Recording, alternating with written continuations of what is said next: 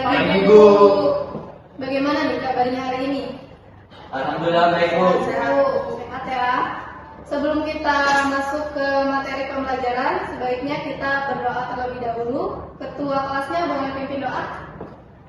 Baik, teman-teman dulu, sebelum kita melakukan pembelajaran pada hari ini, sebaiknya kita berdoa menurut kepercayaan masing-masing. Berdoa mulai.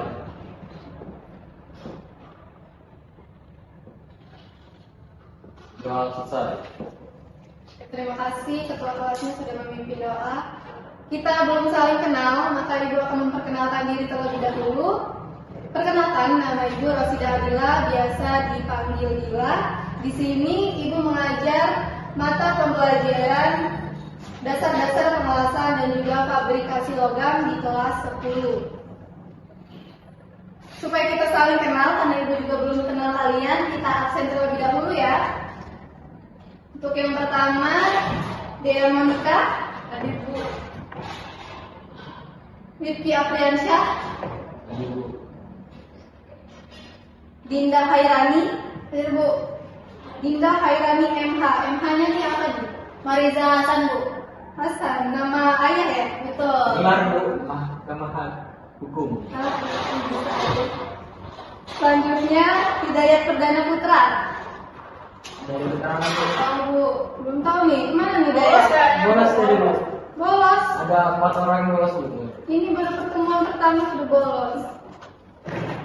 Jadi kita langsung masuk saja ke materinya ya. Di sini mata pelajarannya dasar-dasar pengelasan dan fabrikasi logam dengan materi pengelasan dan fabrikasi logam. Sebelum kita masuk ke definisinya, ada yang pernah lihat contoh produk pengelasan atau contoh-contoh hasil pengelasan? Boleh nih, Dinda. Ini Bu, apa tuh? Meja belajar ini ada tempat hasil dari pengelasan. Betul. Siapa lagi? Rifki. Pagar besi, Bu. Pagar besi, pagar rumah ya. Iya, Bu. Baik, kita akan masuk ke materi pembelajarannya, yaitu pengelasan dan juga fabrikasi logam. Di sini ada topik pembahasannya, ada 8 topik pembahasan. Sebelum kita masuk ke pembahasannya, ada yang sudah tahu belum nih tentang apa itu pengelasan?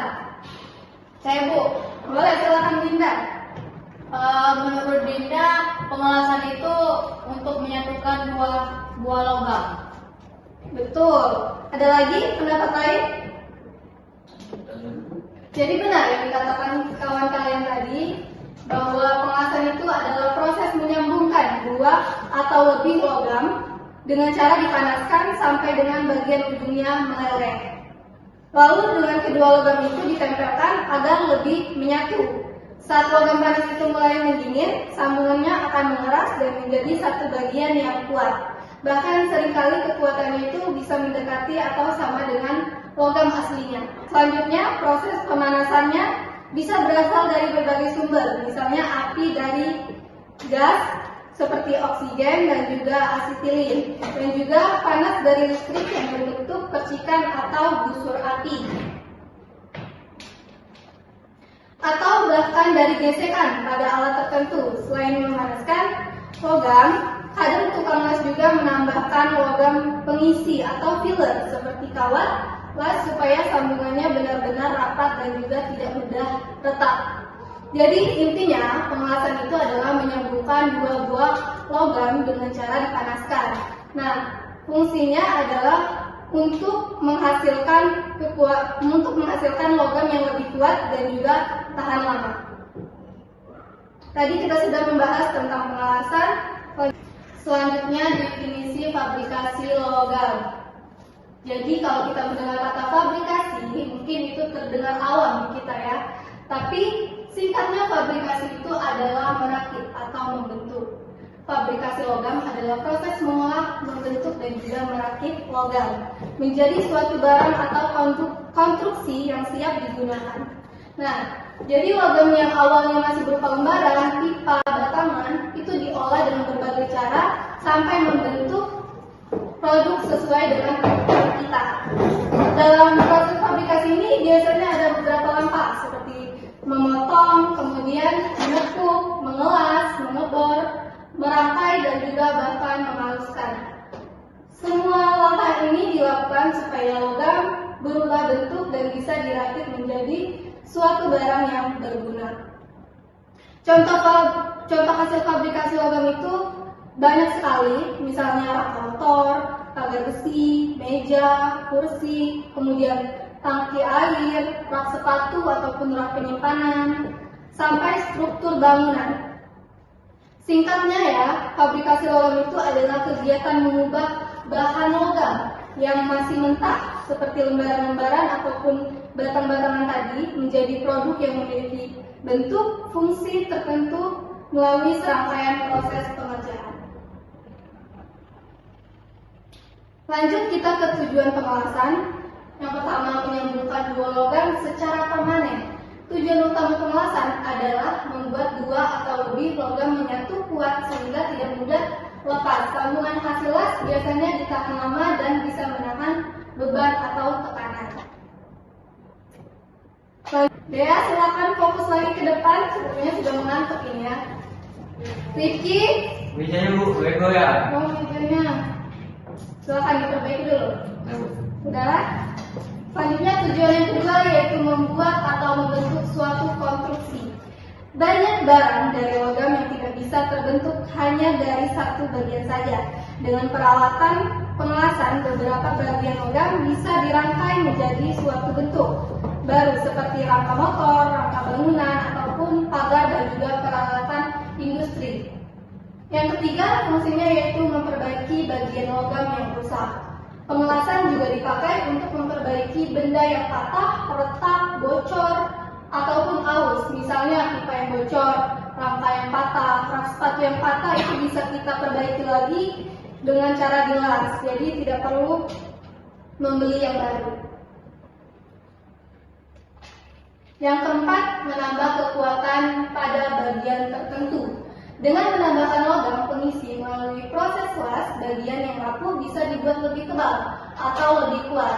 Contohnya itu memperkuat rangka, menambah lapisan pelindung ataupun mengisi bagian yang berlubang. Selanjutnya, menghemat biaya dan waktu produksi.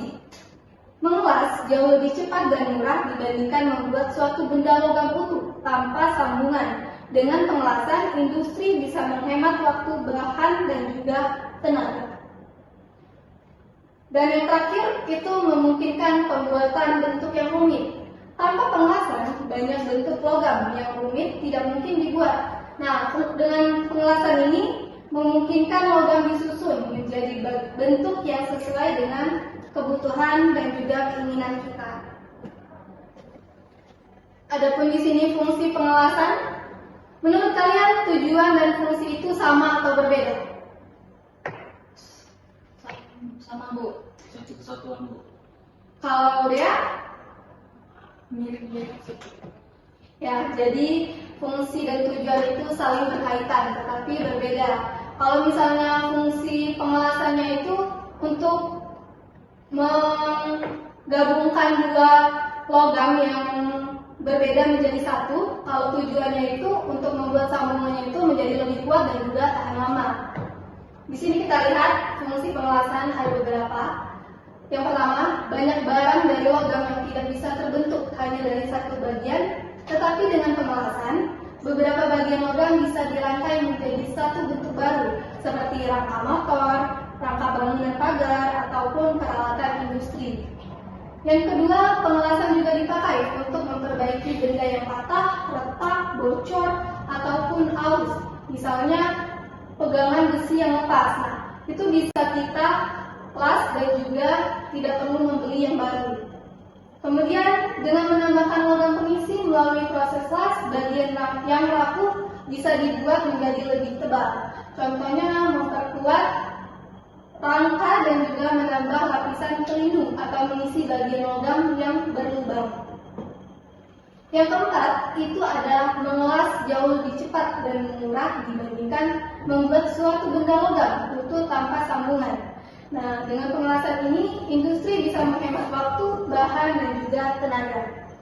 Serta yang terakhir itu tanpa pengelasan banyak bentuk logam yang rumit tidak mungkin dibuat, dan juga pengelasan ini memungkinkan logam disusun menjadi bentuk yang sesuai desain dan juga kebutuhan. Selanjutnya kita masuk ke prinsip kerja pengelasan. Prinsip kerja pengelasan itu adalah cara atau mekanisme dasar bagaimana dua atau lebih logam atau material disambungkan secara permanen melalui pemanasan, tekanan, ataupun keduanya, sehingga terjadi ikatan yang kuat di antara material tersebut. Intinya, pengelasan itu adalah mengubah bentuk material di area sambungan sehingga terjadi perpaduan logam. Jadi kalau kita jelaskan lebih rinci, itu yang pertama adalah pemanasan atau pelelehan logam.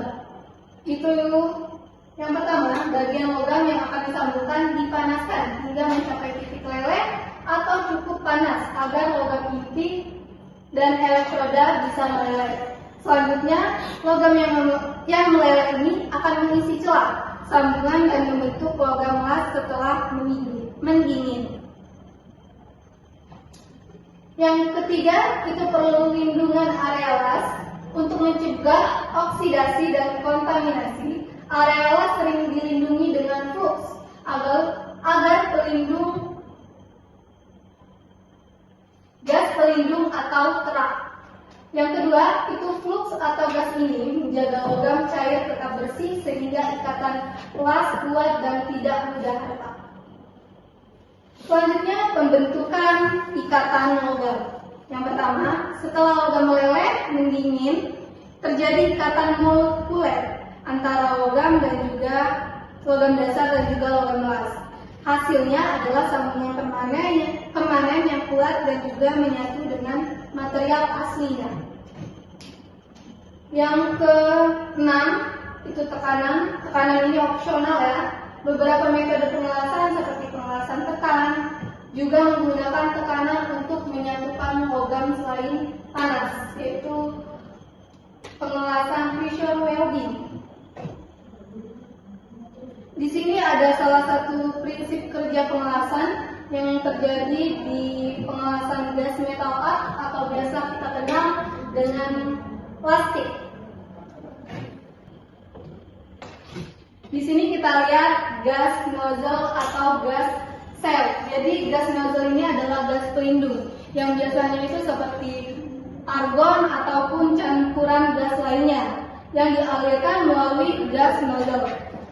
Nah, fungsinya ini untuk melindungi area las dari kontaminasi seperti udara, oksigen, dan juga nitrogen yang biasanya menyebabkan porositas atau cacat pada las. Jadi kalau biasanya kita pakai las SMAW, itu setelah pengelasan ada kerak yang kita pukul-pukul pakai palu. Nah, itu adalah salah satu gas pelindung yang fungsinya supaya hasil lasan kita itu tidak cacat atau tidak terjadi gintik-gintik.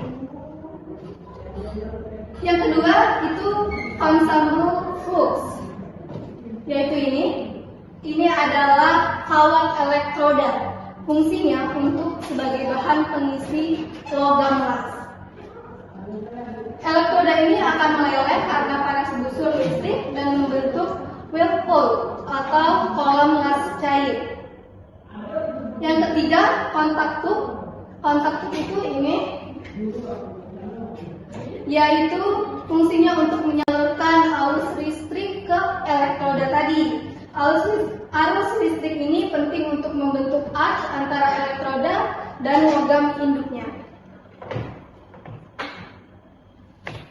Yang keempat ini ada arc, yaitu busur listrik. Ini dia, terbentuk antara ujung kawat elektroda dan juga logam induk.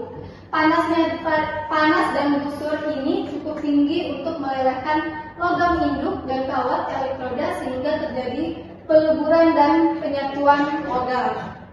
Yang kelima, whirlpool. Whirlpool ini yaitu area logam yang meleleh akibat panas busur. Setelah mendingin, kolam las ini akan menjadi weld metal, yaitu logam las yang menyambungkan logam induk, yaitu ini. Ferro metal Aparen metal itu logam yang akan dilas, permukaan dilelehkan sebagian agar logam las dapat menempel dan menyatu secara kuat. Yang terakhir itu weld metal, yaitu hasil dari logam yang mengisi sambungan, terbentuknya setelah weld put mendingin. Jenis-jenis mesin las. Ada yang tahu nggak nih apa aja jenis-jenis mesin las yang kalian ketahui? Saya Bu. Apa Dinda? SMAW. Semawe, Dea, Plastik Bu. plastik, apa lagi? Rifki, Pas gas Bu. las gas.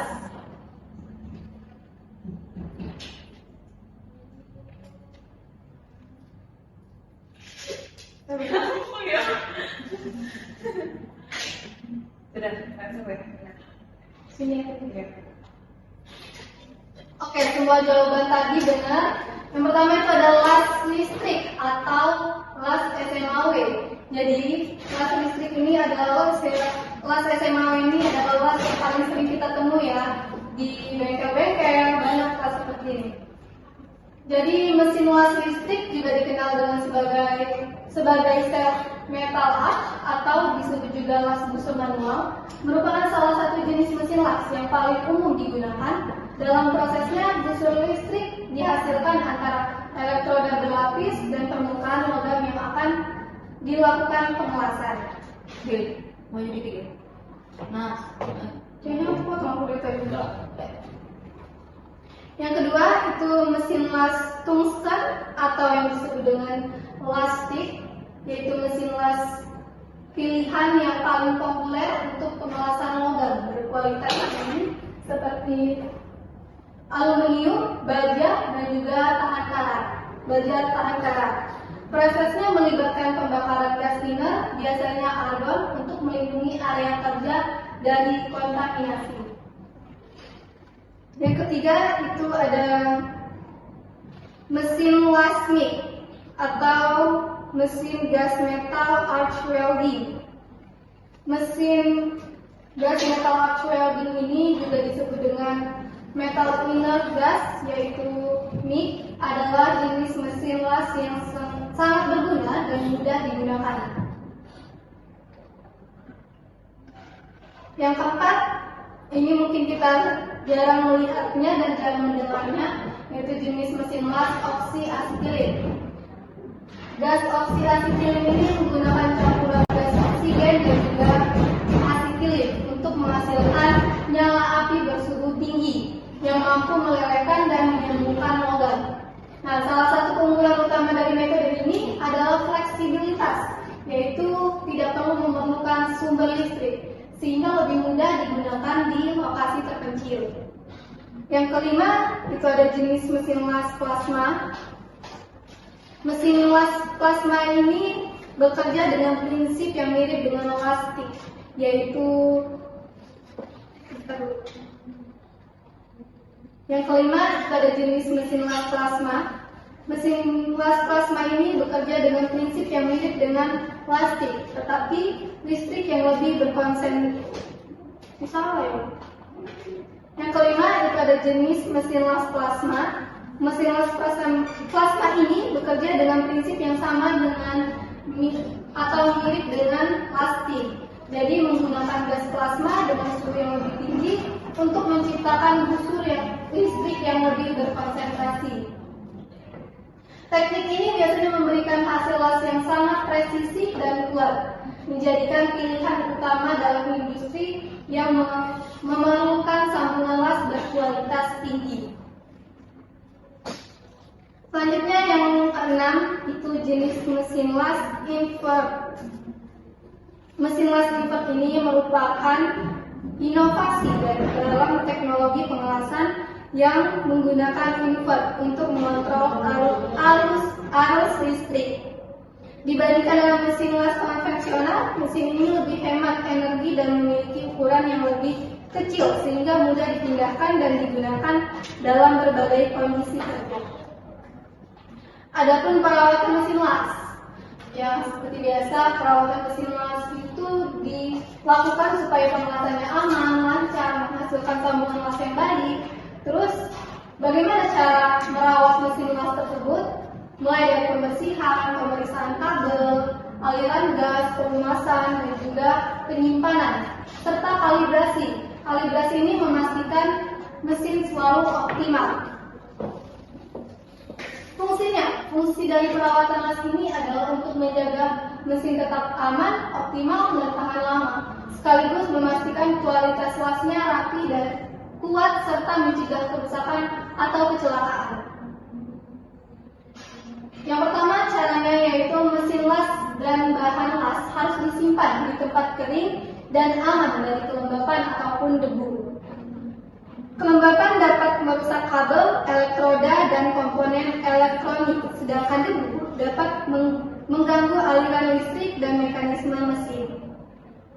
Selanjutnya yang kedua itu, mesin las perlu dikalibrasi secara berkala untuk memastikan tegangan arus dan tekanan gasnya sesuai dengan spesifikasi pabrik.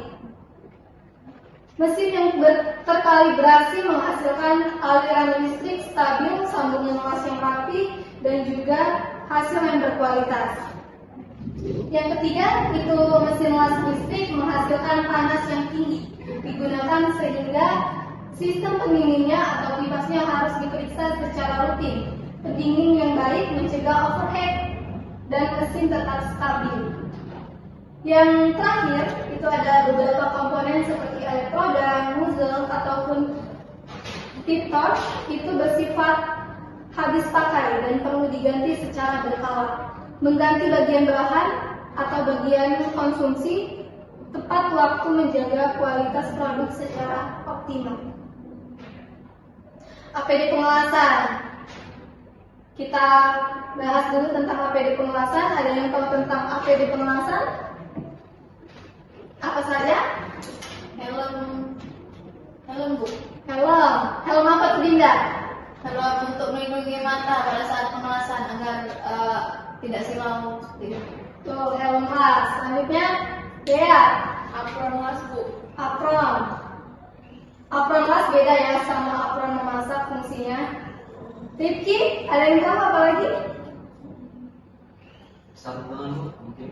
Sarung tangan. Kita lihat ya, sarung tangan ada atau tidak. Yang pertama kita bahas helm las.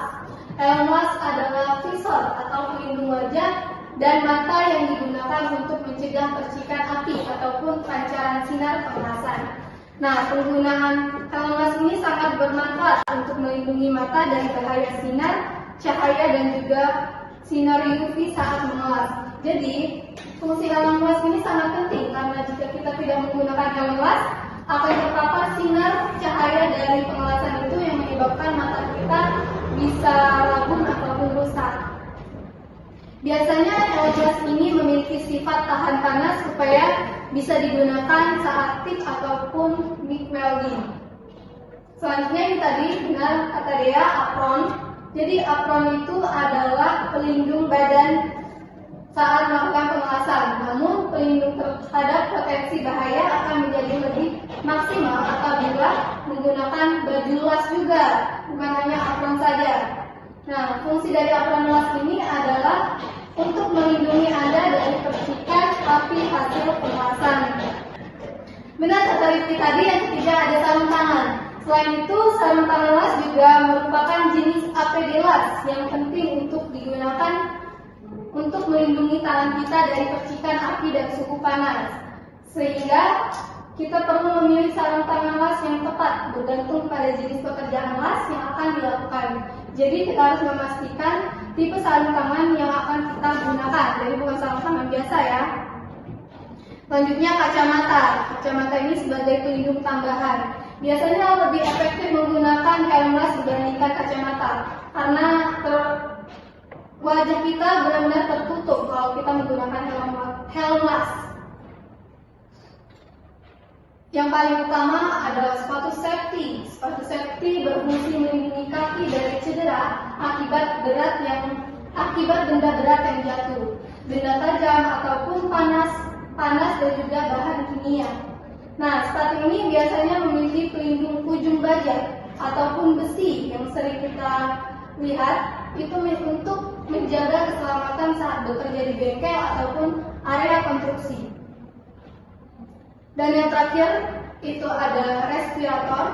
Respirator ini lumayan sering diabaikan, padahal respirator ini termasuk penting karena dengan adanya paparan uap ataupun asap dari proses pengelasan itu dapat merusak paru-paru kita, yang nantinya partikel-partikel pengelasan itu akan masuk atau tercium dengan paru-paru kita. Bu, Apakah itu sama seperti masker biasa? beda. Kalau misalkan respirator ini lapisannya lebih tebal dibandingkan masker biasa, karena fungsinya ini adalah untuk memperkecil kemungkinan asap pengelasan itu masuk ke paru-paru kita. Berarti ini lebih rekomend daripada masker biasa. Harus menggunakan masker ini karena masker biasa sepertinya tidak cocok untuk pengelasan. Masuk ke jenis-jenis elektroda, terbagi menjadi dua jenis-jenisnya, elektroda meleleh dan juga elektroda tidak meleleh. Kalau elektroda meleleh itu contohnya digunakan pada las SMAW, las MIG. Sedangkan untuk kelas elektroda tidak meleleh itu contohnya las TIG. Jenis-jenis cacat las ini ada porositas, retak, undercut, lack of pressure, lack of penetration, overlock, slug, dan juga spitter. Produk hasil fabrikasi logam.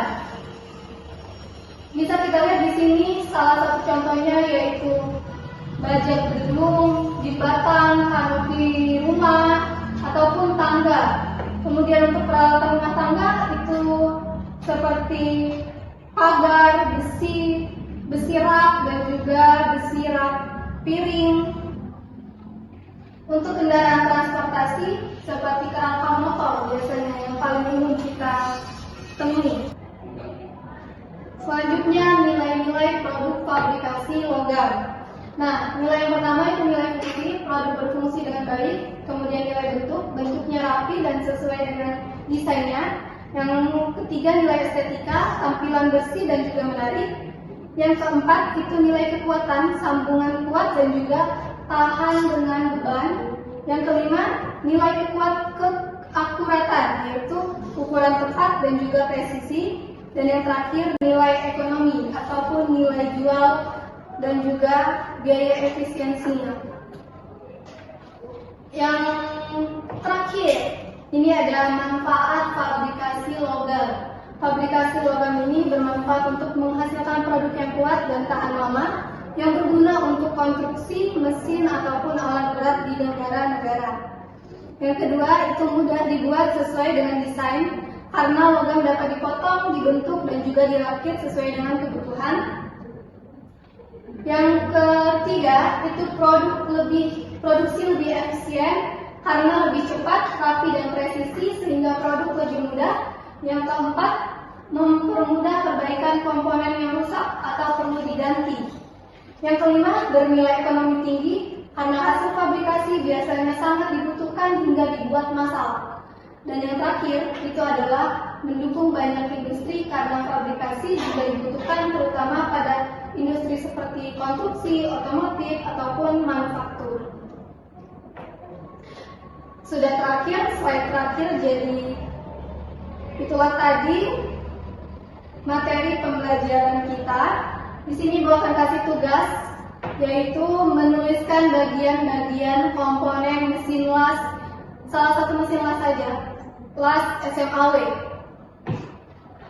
Silakan di print gambarnya, terus ditempel di buku dan dituliskan komponen-komponennya.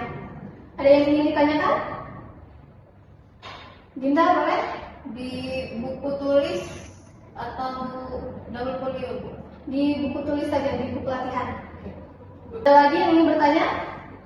Silakan deh. Izin Bu, itu komponen beserta fungsinya Bu ya ditulis atau bagaimana? Iya benar. Komponen dan juga beserta fungsinya, tapi yang ditulis komponen utamanya saja. Jadi seperti baut dan nomornya tidak perlu ditulis. Sudah? Ada yang ditanyakan lagi? Cukup Bu. Cukup. Oke, karena jam pelajaran kita juga sudah habis, materi kita sudah selesai. Langsung Ibu tutup saja ya. Ibu akhiri, wassalamualaikum warahmatullahi wabarakatuh. Waalaikumsalam.